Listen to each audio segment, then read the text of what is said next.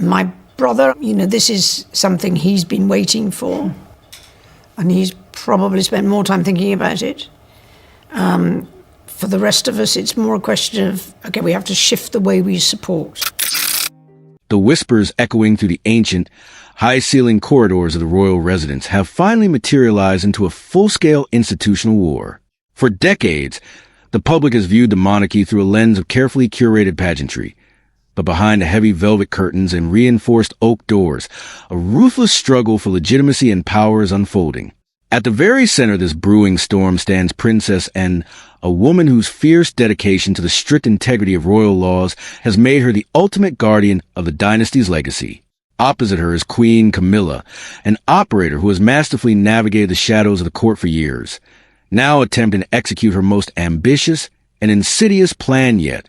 Camilla's objective is clear and uncompromising: to bypass the standard protocols, ignore the scrutiny of the senior royal council, and secretly secure the prestigious golden patronage badge for her non-royal stepson, Tom Parker Bowles.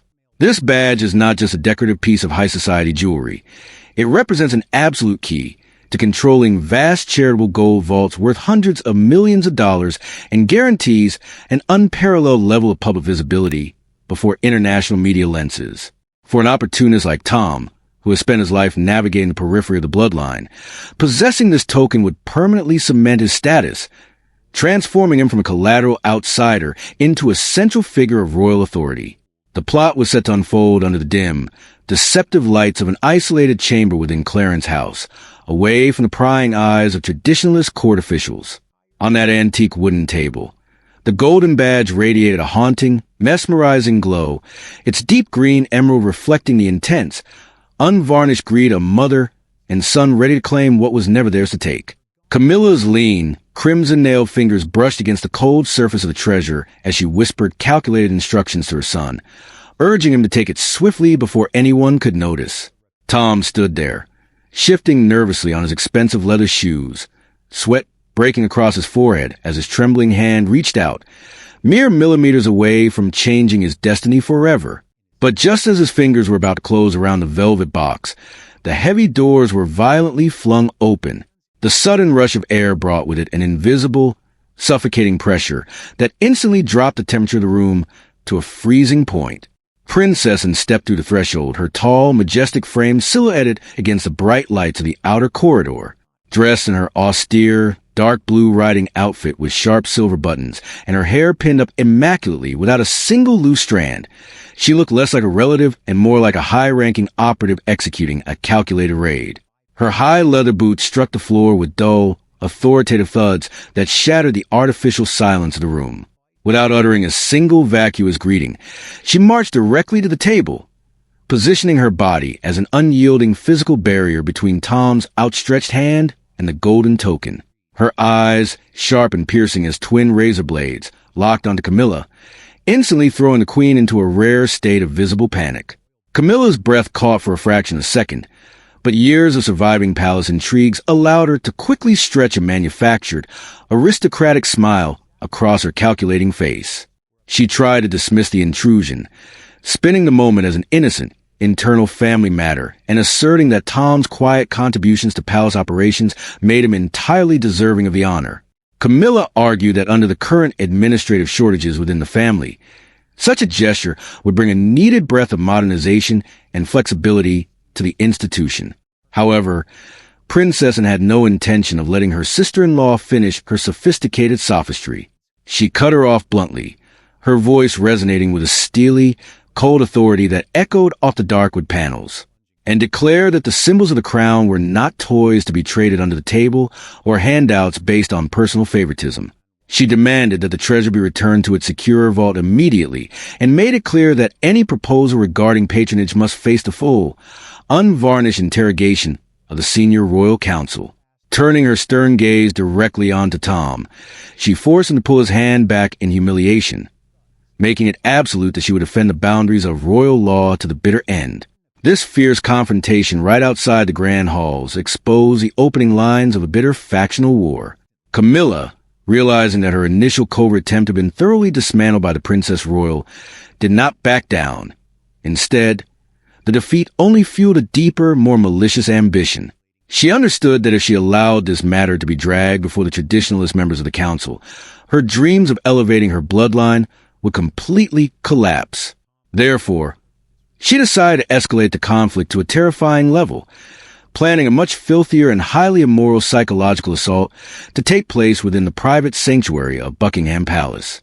The target of her next move was none other than her ailing husband, King Charles III, whose failing health had left him physically vulnerable and isolated.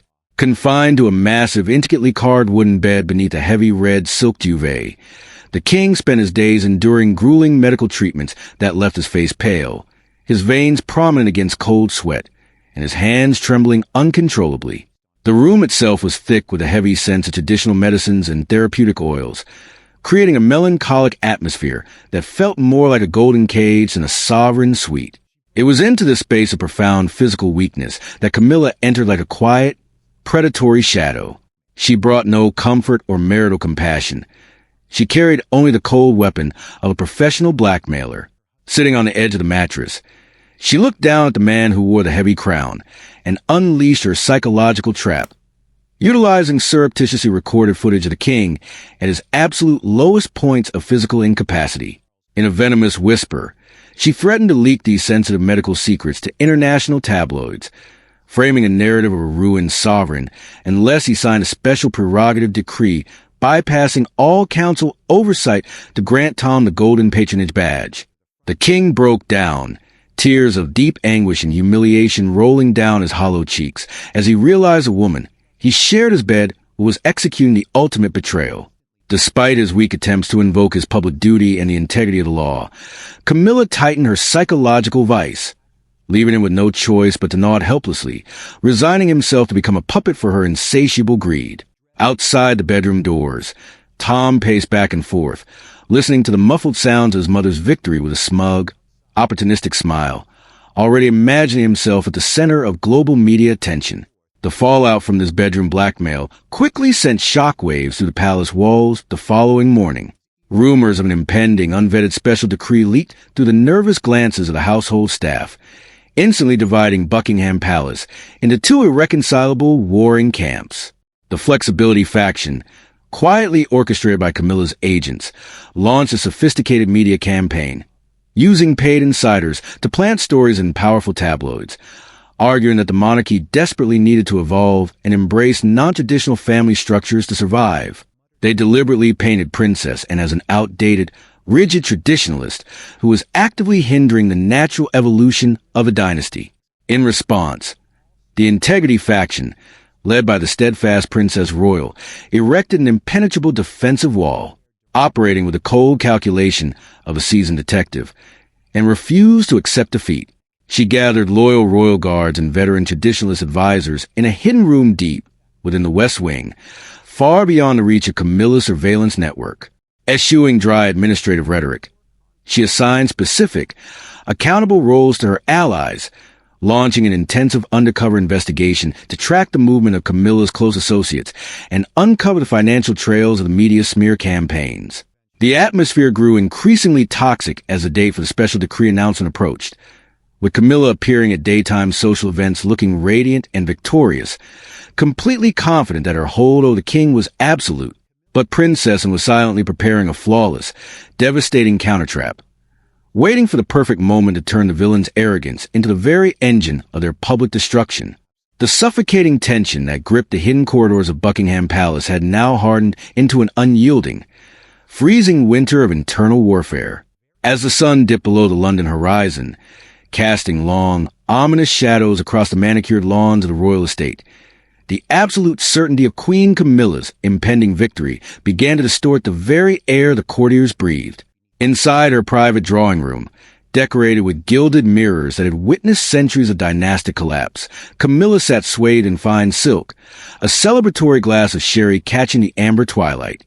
She was completely convinced that the king was thoroughly broken, a helpless prisoner to his own failing physical health and the terrifying leverage of the secret medical recordings she held over his head. Her mercenary inserts within the mainstream media had executed their roles flawlessly, planning a series of sophisticated, progressive narratives across major international news syndicates that framed the elevation of Tom Parker Bowles not as an act of nepotism, but as a mandatory structural evolution for a modern Britain.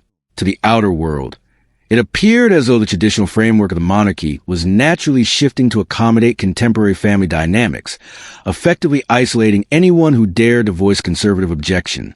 But beneath this brilliant manufactured facade of total control, Princess and was operating in the deep, silent spaces of the palace with the cold, methodical precision of a veteran military strategist, and understood with perfect clarity that administrative warnings and passionate appeals to historical duty would no longer suffice to salvage the honor of the crown from the jaws of insatiable greed. The time for internal diplomacy had expired the moment the king signed that unvetted prerogative decree in his tear-stained bed, stepping into the dimly lit western wing of the palace, far removed from the technological surveillance grid that Camilla's loyalists had hastily erected. The Princess Royal finalized her counteroffensive layout. She did not gather her allies for a dry, bureaucratic meeting. She stood before a highly selective inner circle of veteran guards and traditionalist legal scholars, looking at each individual with eyes that demanded absolute accountability and operational silence. Her strategy was simple yet incredibly daring. She would allow Camilla and her opportunistic son to ascend to the absolute peak of their public arrogance, allowing them to believe they had successfully hijacked the institution, only to pull the structural floor out from beneath them at the exact moment the entire world was watching. To achieve this definitive overthrow, and required an irrefutable piece of concrete evidence, a definitive smoking gun that would strip away any possibility of backroom cover-up or sugar-coated public relations damage control campaign.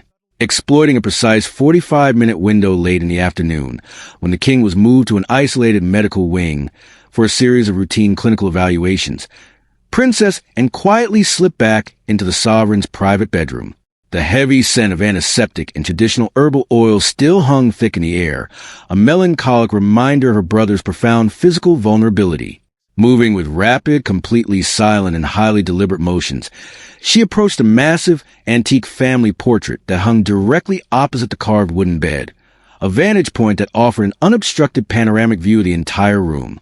With the practiced steadiness of an elite operative, and reached behind a time-worn, heavy gilded frame and surreptitiously planted a high-tech miniature recording device, a tiny technological marvel capable of capturing crystal-clear audio and transmitting it through a secure, encrypted frequency directly to a portable command unit in her possession. This hidden witness would remain completely invisible to the daily sweeps of the household staff, quietly waiting to record the true, unvarnished nature of the Queen's nocturnal visitations. The trap was now fully set, turning the very environment of the King's torment into the catalyst for his oppressor's public undoing.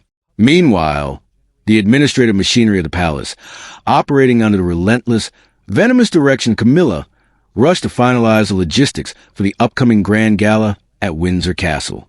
Tom Parker Bowles could barely contain his ecstatic, rapacious joy, spending his afternoons at high-end London tailors, adjusting bespoke suits and selecting silk ties that he believed would define his transition into a central figure of supreme royal authority. He paced his luxury apartment, clutching draft copies of the broadcast schedules, completely indifferent to the moral depravity of the blackmail that had secured his position, visualizing only the moments where he would stand before hundreds of international camera lenses as the highly sought-after centerpiece of the dynasty's charitable gold vaults. He openly mocked the traditionalists in private conversations with his inner circle, confidently stating that the era of rigid bloodlines was dead and that flexibility was the new currency of the realm. As the morning of the grand gala arrived, St. George's Hall was transformed into a breathtaking yet profoundly cold amphitheater of power, flooded with a blinding, sharp light of massive crystal chandeliers that hung like frozen ice sculptures from the intricately carved ceilings. The 4 marble walls, adorned with historic swords and medieval shields, stood as silent, unblinking observers to a drama that would permanently alter the trajectory of modern history. Hundreds of high society guests, international diplomats, and senior members of the royal family began to fill the rows of velvet seats, their hushed whispers creating a dense, suffocating atmosphere of high-stakes anticipation. Outside the gates, rows of media vans and satellite dishes pointed toward the sky, broadcasting a live, unedited feed to millions of viewers across the globe. Queen Camilla made her grand entrance, gliding across the polished oak floor in a magnificent royal blue velvet gown that clung tightly to her gaunt frame, her diamond necklace reflecting the strobe lights with a brilliant, aggressive intensity that seemed to demand absolute submission from everyone in her path. She beamed with an air of total triumph, nodding continuously to the aristocratic onlookers, her eyes gleaming with the deep, predatory satisfaction of an operator who had successfully executed the ultimate heist against the British Constitution. Standing huddled near the gilded royal podium was Tom, his fingers twitching nervously against his tailored suit, his face a complex mixture of intense anxiety and unvarnished arrogance. He kept his gaze locked on the red velvet box that sat formally on the central table, inside of which the emerald-embedded golden patronage badge rested, casting a green, haunting glow under the brilliant chandeliers. Behind the heavy, secret side door of the hall, King Charles III emerged, supported heavily by two of his most trusted personal guards. His physical deterioration was shocking to behold. His frame was hollowed out, his steps slow and agonizingly staggered under the immense weight of both a severe illness and profound psychological torture he had endured in the shadows of his bedroom. His pale face was completely devoid of life, his eyes reflecting a state of ultimate humiliation and broken resolve, knowing he was about to step on the global stage as a completely hollow puppet for his wife's insatiable ambitions. The moment his foot crossed the threshold, Camilla rushed to his side with a calculated show of martial affection, firmly clamping her cold, skeletal fingers into the flesh of his elbow, a hidden, brutal physical reminder of the sensitive medical videos she was prepared to unleash should he falter for a single second. She cast a defiant, venomous look toward the far corner of the hall, where Princess stood in absolute majestic silence, completely clad in her austere, dark blue formal royal attire. Little did Camilla or Tom realize that the pristine red carpet they were walking upon was not a path to supreme legitimacy, but a direct conveyor belt leading straight into a devastating, flawless trap from which there would be no escape. The stage was set, the cameras were live, and the irreversible collision of two irreconcilable forces was about to detonate before the eyes of the entire world. The air inside St. George's Hall became utterly rigid as King Charles III was slowly guided to the gilded royal podium, his trembling fingers struggling to maintain a grip on the heavy parchment paper containing the pre-written announcement. The words inscribed upon it were layered with intense institutional favoritism, a series of hollow, modernizing justifications that had been meticulously drafted by Queen Camilla to legitimize the unvetted elevation of her son. Camilla stood precisely one tactical step behind the ailing sovereign, her chin tilted upward in an expression of supreme arrogance, her manufactured smile growing increasingly colder as she visualized the absolute capture of the royal charity vaults. Tom Parker Bowles had already advanced to the very edge of the wooden platform, his face flushing with an ecstatic, predatory warmth as he prepared to step forward, reach out his hands, and permanently claim the supreme token of royal authority before hundreds of international cameras broadcasting live to millions of households across the globe. The king parted his dry lips, his faint hollow and visibly halting voice projecting over the high-powered loudspeaker system, officially initiating the formal conferral of the golden patronage badge upon a new non-bloodline family member. But at the exact, critical millisecond that Tom's fingers extended toward the red velvet box, Princess unexpectedly stepped out from the royal seating enclosure, her high leather boots striking the polished oak floor with decisive, majestic thuds that instantly commanded the attention of the entire room. She marched straight to the center of the stage, intentionally positioning her tall, unyielding frame directly in front of the king, confronting Camilla and her opportunistic stepson face to face in an immovable wall of traditionalist resistance. This sudden, unscripted intervention sent a massive wave of visible commotion to the foreign diplomats and media representatives, as hundreds of camera lenses instantly shifted their focus away from the podium and locked onto the dramatic silhouette of the Princess Royal. Camilla's face instantly turned as pale as chalk, her wrinkled features twitching violently with an undercurrent of raw rage as she stepped forward to protect her investment. Keeping her voice low but highly menacing, she loudly questioned and right into the open, live microphones, accusing the princess of deliberately disrupting a solemn state event and demanding that she retreat to her designated seat immediately. Tom also attempted to regain his fading confidence, advancing a physical step to use his sleek, tailored frame to intimidate his royal aunt, but Princess and did not flinch for a single second. She stood resolute like an ancient stone monument, looking straight into the lenses of the global media networks with a cold, piercing smile that exuded the absolute, unshakable fortitude of a true defender of the constitutional law. Declining to exchange empty arguments with the perpetrators, Princess and raised her leather-gloved left hand and decisively pressed a compact, concealed remote control hidden within her palm. Instantly, the hall's primary audio system cut off the king's faint voice, replacing it with an entirely different, highly resonant stream of audio that vibrated across the four marble walls with terrifying clarity. It was the pristine recording captured by the high-tech miniature device and had secretly planted behind the family portrait in the sovereign's bedroom the previous afternoon. Queen Camilla's venomous voice rang out across the splendid hall, sharp, dripping with calculated malice, declaring that if the king refused to sign the special prerogative decree granting the badge to Tom, she would instantly leak all his sensitive medical videos, forcing him to rot in global shame. This was immediately followed by the harrowing, helpless sound of the king's weeping and the opportunistic, greedy tone of Tom Parker Bowles recorded from the outer corridor, urging his mother to hasten the psychological torture to secure his visibility suite.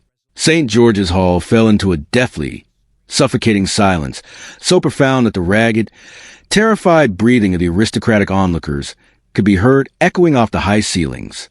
Hundreds of senior royal members and international dignitaries stood completely agape in sheer shock, their minds unable to process the naked, unvarnished truth of the blackmail plot that had just been stripped bare before a live global broadcast. Queen Camilla stood completely rooted to the spot, her aging face turning a hollow shade of gray as her sophisticated arguments for family flexibility and modernization were utterly demolished by her own recorded words. Tom Parker Bowles was plunged into a state of total, unadulterated panic, his hands shaking so violently that he dropped a velvet container holding a counterfeit badge he had brought to switch with the original, sending it clattering across the wooden floor and exposing his shameful deceit to the world. The public humiliation, broadcast live without any possibility of a media blackout, completely extinguished any remaining opportunity for the villains to negotiate a backroom compromise.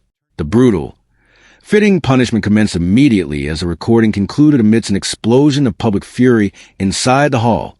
King Charles III, as if infused with a sudden surge of physical re-internalized strength by his sister and structural ingenuity and the absolute backing of the traditionalist faction, straightened his gaunt posture and callously threw Camilla's clamping hand off his elbow.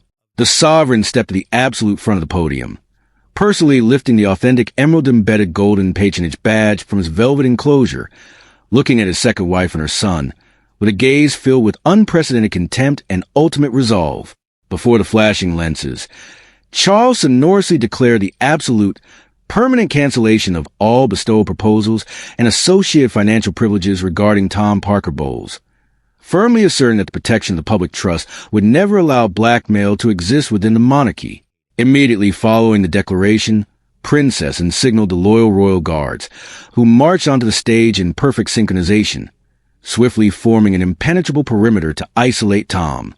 Witnessed by the open jeers of the assembly, Tom was escorted and expelled straight out of Windsor Castle that very night, his public reputation permanently shattered, condemned to absolute ostracization by high society. The punishment meted out to Queen Camilla was manifold more devastating. King Charles III officially announced the immediate stripping of all her administrative titles, rights, and authorities regarding the royal charity funds. She was ordered to pack her personal belongings and vacate the palace grounds by dawn, sentenced to complete, permanent exile and isolation at a remote, heavily guarded estate in northern Scotland.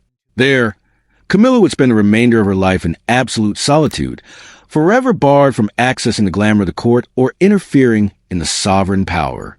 Camilla collapsed entirely under the weight of her shame, her face drenched in bitter tears as she was led away by the guards, unable to look back at the grand chandeliers. The night concluded with a magnificent victory for justice, as Princess Anne stepped up to the podium, personally receiving the authentic golden badge from her brother's hands and raising it high under the brilliant lights. The internal purge had reached an absolute conclusion.